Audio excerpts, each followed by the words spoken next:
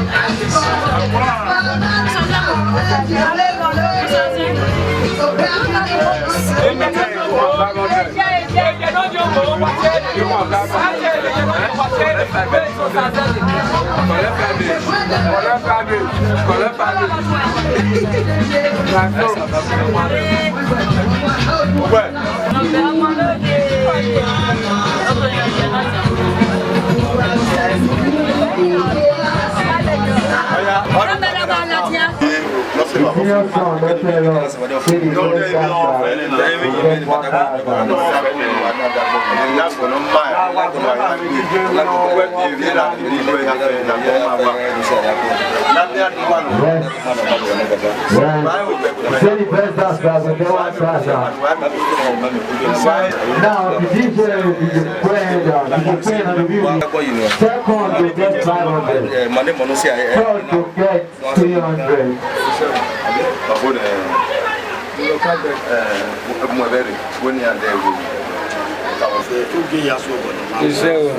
bẹ́ẹ̀ náà sọ ọ̀bọ̀nọ̀mà eré ọ̀sìn yóò ríra ọ̀bọ̀nọ̀mà eré ọ̀sìn yóò ríra ọ̀bọ̀nọ̀mà ẹgbẹ́ náà bẹ̀rẹ̀ èdè ó débà wẹ́ bẹ̀rẹ̀ òyìnbó ìyẹn rí mi gbé ìyẹn rí mi ìyẹn mi kó sẹ́ka aláwòdà wà yẹn yàrá mi ọ̀tàgùn náà ọ̀fun wà ní òkú àwẹ̀ káwẹ̀ nù wà yà wẹ̀rẹ̀ nígbèrú wa rẹ̀ ẹ̀dọ́gbàgbé kó wà kẹgbẹ́ n'ọdún débà wà ní wẹ̀rẹ̀ nígbèrú ẹ̀dọ́gbàgbé ìbáníyàn láwùdà òkèlè rárọ̀ iyú wà n'ọbịaluwa n'ọba ewusi ya ebi n'ọma aghasọ ọmụdị ahụ mfe ha ebe dị na-enye ya n'ịka ọgbe dị ya nọ n'edokpekpe kpama akarị kpama akarị ee ma na egbe na ebe n'iru na-ewe emi ike mi nọ gị dabere ya fe n'ịka n'ọba oge ọba atọkpe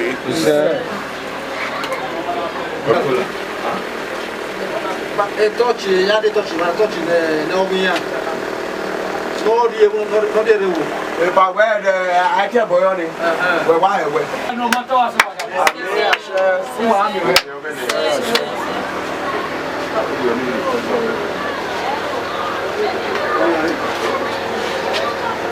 Agwani. De na ya kan.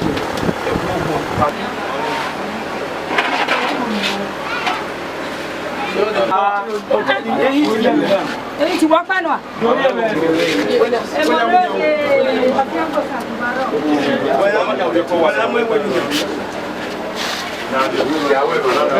Epa kí yàn gbẹ́ máa o. bí ebe sange ni àwọn bẹ jẹ Ya mo ni le. No. akwe gbọmọ agbẹ na Epa na àwọn mi na gbọ́ na àwọn. wá yẹ ọmọ náà ṣe mi wá yẹ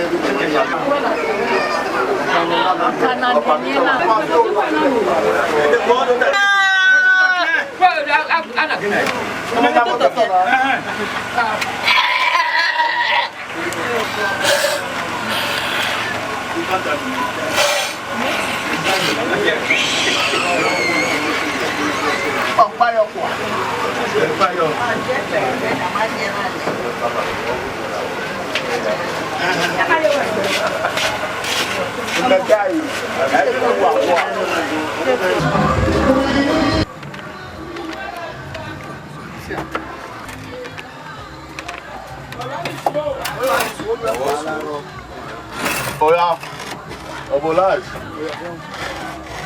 Obolage. Go straight.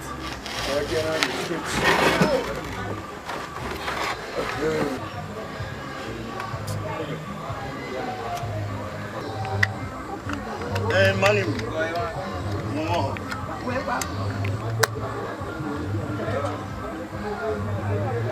Afe no mano. Ia ya so ya pe me e ki. Ave ni we no we ni ri yan da pa gbe bi ya pari e na igwa. Bani e o ke mi ala guda. E mo ke mi ala guda. E mo ro wa e mo ri si. E ja he me dan bi yan.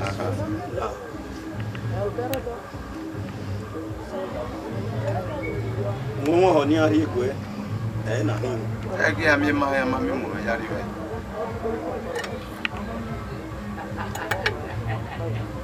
É que eu tenho que ficar o dia.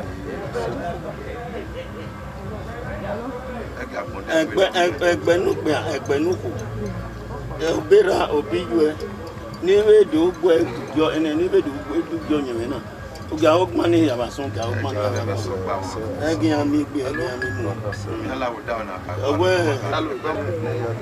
le na he ola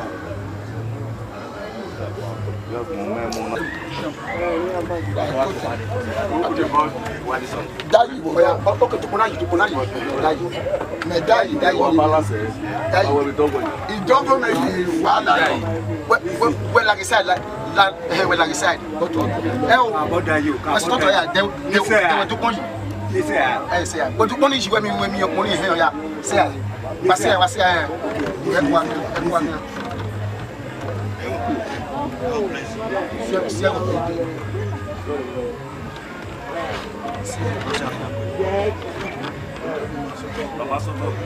As você vai lá.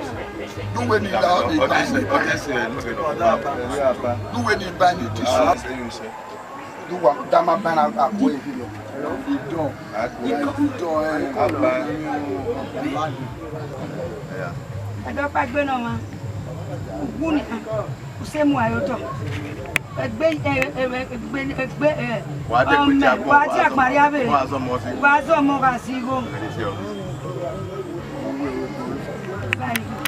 Uri abolo go ma. Wele pe me lo go ma be pe o. Wele pe mi da me pe. Wa de gbe ya gbodu atotu a. Ke to bi a pe wele pe mi da. Oro nu ke ala re. Ke no ma ke ala ro wele pe le ke ne mare. Ba gbe no. Wa agbonu wa de gbere omo Emmanuel, ame Emmanuel, egbewe Emmanuel. Eri o je nu. Oni wa ya gbon tu ya jogwe be wo ayen mi so na ma we ni. Mi ologo ma pa pe o. Mo no si a e ya gbe ni ara yo. If no ma, o ya me wa na do se ni.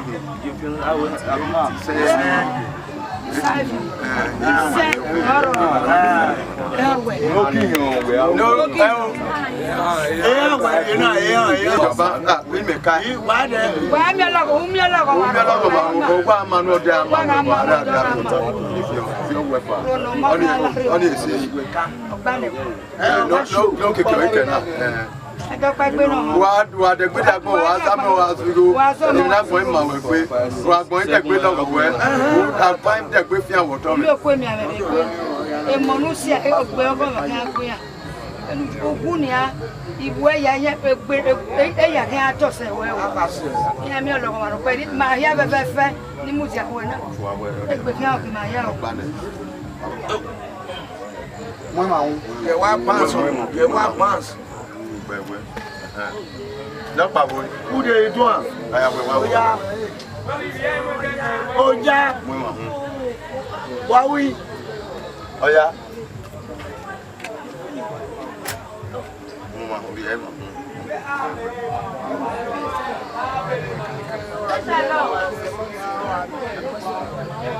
So I'm not to this thing, but tell us something you do. Oh.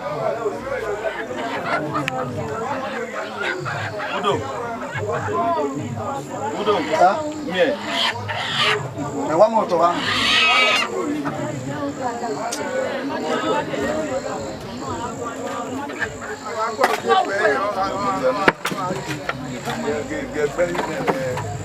No, what do you have with you? Everywhere.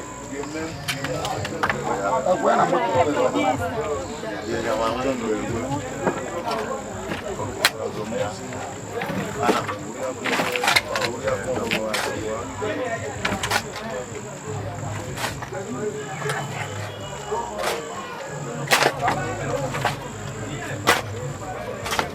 What's wrong with you?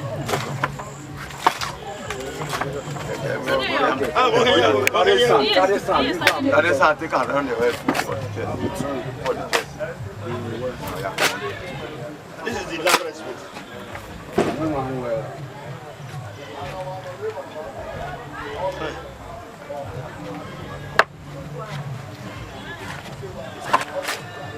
But the chest, take and round your head.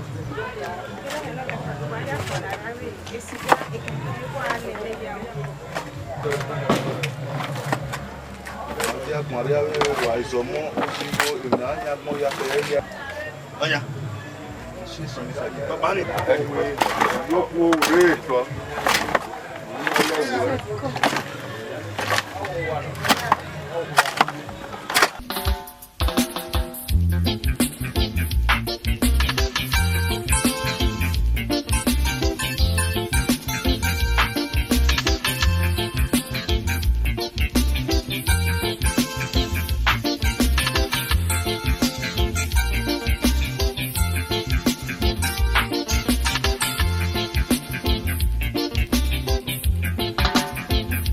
Imani umay agariak mogeta yuwa Imani umay agila kutigeta yo Akumay yamae ye yo Imani umay minonda weyo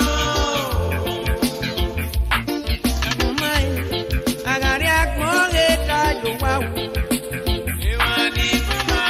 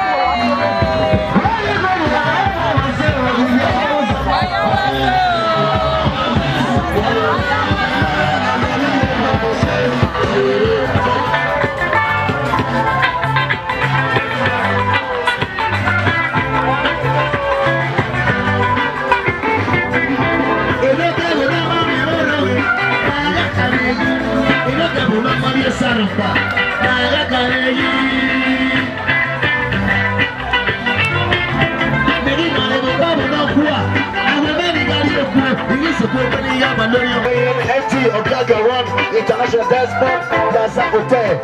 Water, Ogra. In the Gabo, nobody Sarah.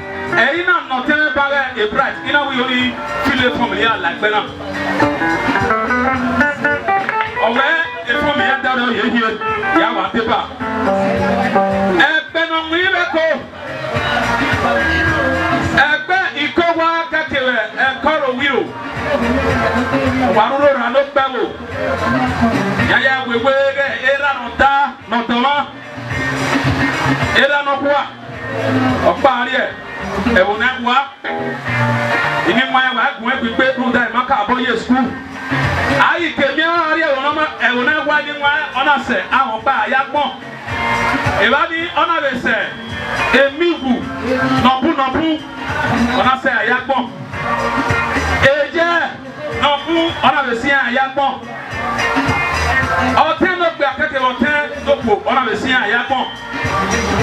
Àná erimana yẹn náà Christopher ẹ̀dọ́gbagbé ẹ̀kọ́rọ̀ wílò. Ayi kèmí erimana yàrá yà wọ́n náà kúkó lébò tiẹ̀ 75 years.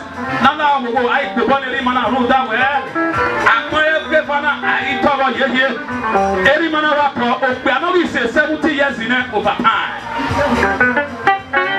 Uda akpọ ụkwụ ma ihe ere kpe Jesu Kristi le ihe be n'ọkwa 130 years of pe ọwọ ga ni na ọrịa aleke ọwọ ya ke koru nya na ma wi Jesu de Jesu ma yere Jesu ga re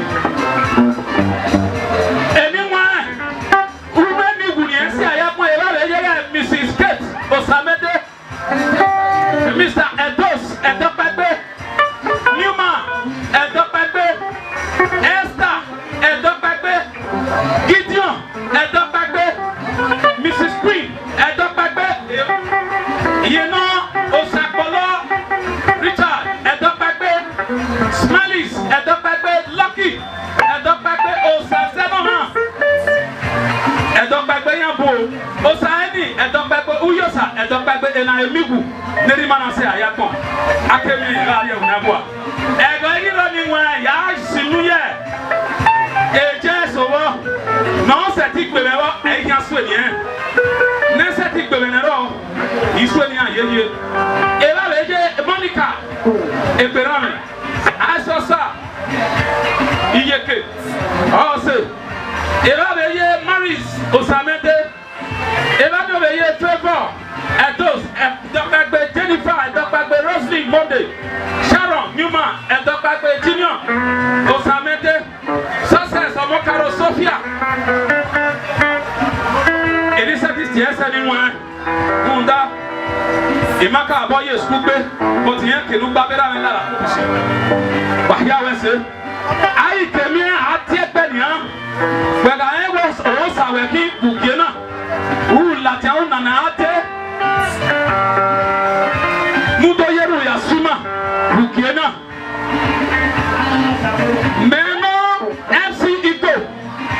on a dit à Kenan l'éternel. Elle s'y dit non pas le bonheur. Il y a dit à Kenan. Elle obtient le pédiat. Anis, est-ce qu'on start of beginning? Man of God, please, if you know that you are a man of God, you are a tiki, then I'll let you a new man of God. Not back there. Not the Rugosa, no does it. I do get up, not the Rugosa. In the mighty name of Jesus. Amen. Father in heaven, we thank you again. Thank you, Father. For a real privilege, oh God, to acknowledge the ceremony. We are committing, Lord, into your hands. That everything we are going to do here, that you take control in the name of Jesus.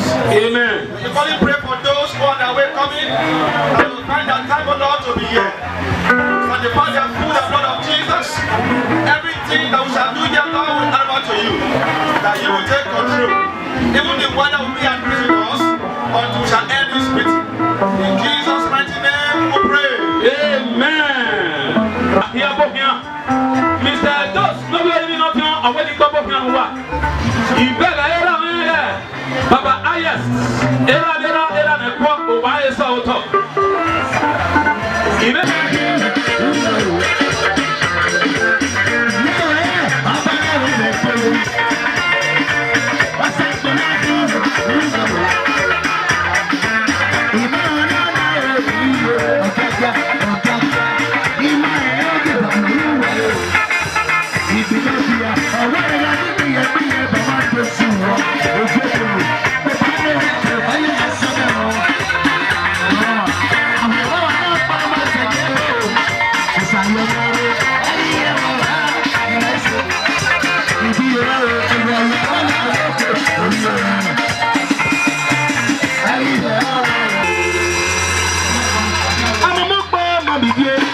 I'm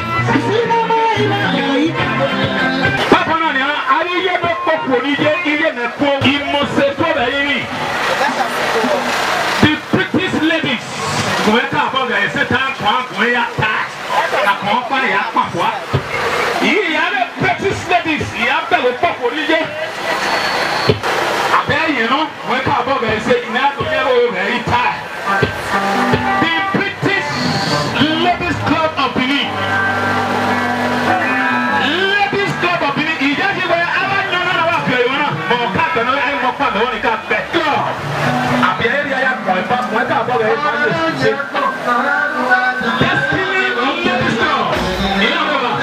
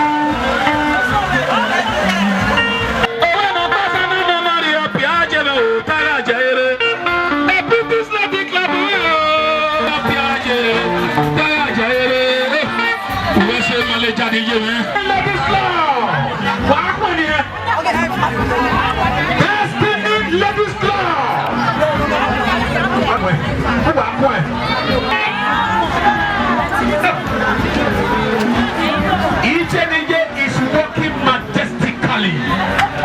Each and Allah has said, Sister Queen, Sister Queen, destiny.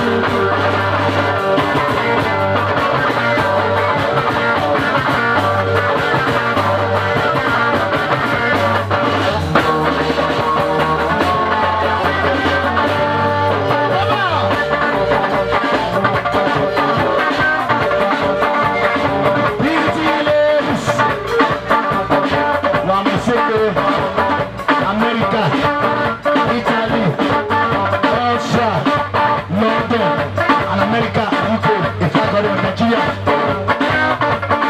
Once we are now, then I continue the way for the reality in Nigeria.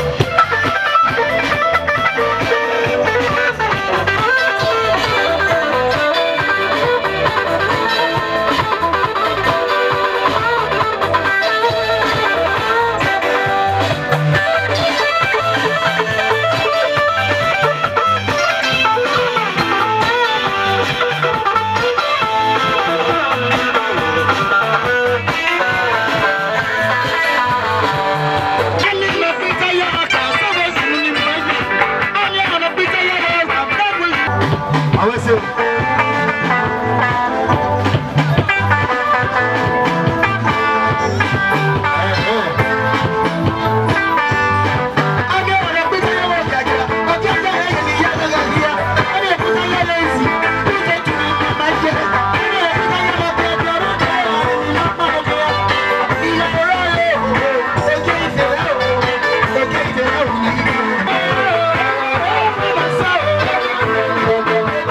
Oh,